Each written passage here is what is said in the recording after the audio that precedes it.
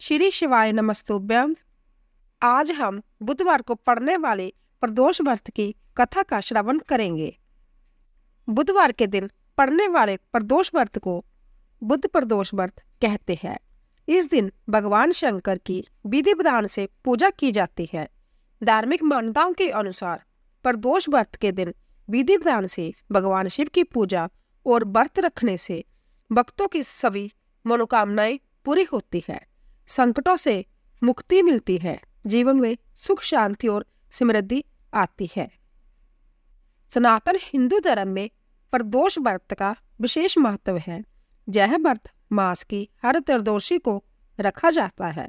शास्त्रों के अनुसार कलयुग में भगवान शिव को प्रसन्न करने के लिए यह सर्वोत्तम उपाय है और प्रदोष काल के समय भगवान शिव की विधि विधान से पूजा अर्चना करने से विशेष फल की प्राप्ति होती है और सभी मनोकामनाएं पूरी होती है। बुध प्रदोष पूजा विधि। इस दिन सुबह स्नान आदि कर निवृत्त हो जाए। स्नान करने के बाद साफ और स्वच्छ वस्त्र धारण करें। मंदिर में भगवान शिव के सामने दीप प्रज्वलित करें तथा भोलेनाथ के मंत्रों का जाप और जल अभिषेक करें और साथ ही माता पार्वती और विघ्नहर्ता भगवान गणेश जी की भी पूजा अर्चना करें। फिर प्रदोष काल से पहले स्नान कर श्वेत वस्त्र धारण करें। यह वस्त्र आपके एकदम स्वच्छ होने चाहिए। इस समय आप मंदिर जा कर कहीं भी पूजा कर सकते हो। यदि आप घर में भगवान शिव की पूजा कर रहे हो तो एक चौकी पर स्वच्छ वस्त्र बिछाएं और उस पर भगवान शिव, माता पार्वती और विघ्नहर्ता भगवान गणेश की मूर्ति स्थापित करें। ध्यान रहे, पूजा के समय चौकी पर शिवलिंग जरूर स्थापित करें। पूजा करते समय आपका मुख पूर्व या उत्तर दिशा में होना चाहिए। पूजा की शुरुआत माता पार्वती और भगवान गणेश को तिलक लगाकर करें। फिर भगवान शिव को जल अभिषेक से स्नान करवाएं। जल अभिषेक कराते समय ध्यान रहे कि जल धारा नहीं टूटनी चाहिए। शिवलिंग पर भस्म धतूरा बांग अर्पित करें।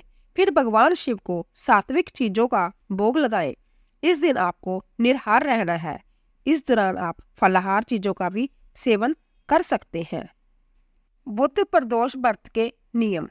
प्रदोष व्रत करने के लिए व्रती को त्रयोदशी के दिन सुबह जल्दी उठना चाहिए।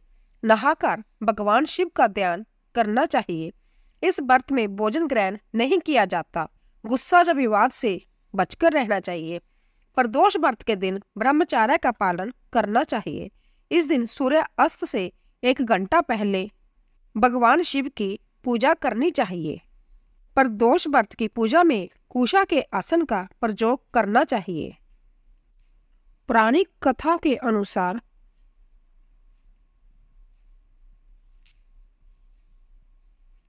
एक पुरुष की नई नई शादी हुई थी। गोने के बाद दूसरी बार पत्नी को लाने के लिए ससुराल पहुंचा और सास ने कहा कि वह बुधवार के दिन पत्नी को लेकर जाएगा, लेकिन सभी लोगों ने कहा कि बुधवार के दिन मायके से ससुराल लेकर जाना सही नहीं है, लेकिन वह नहीं माना। विवश होकर लड़की को बारी बन से विदा कर दिया। पति पत्नी दोनों बैलगाड़ी में चल दिए। नगर से बाहर निकलते ही पत्नी को प्यास लगी और पति से पानी के लिए कहा।